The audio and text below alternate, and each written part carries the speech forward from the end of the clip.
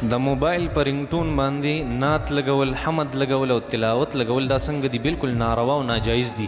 انسان کله واشروم ته لاړ شي هلته تلاوت ورته شروع شي، نعت ورته شروع شي او حمد ورته شروع شي.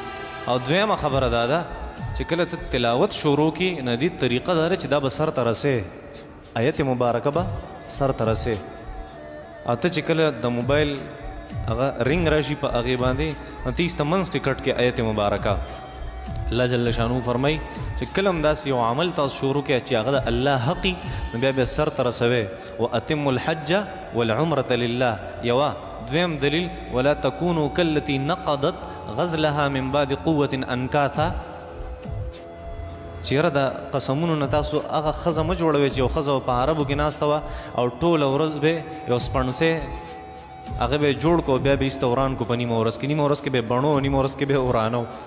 خپلو اعمالو نه وایي داسې مه جوړوئ.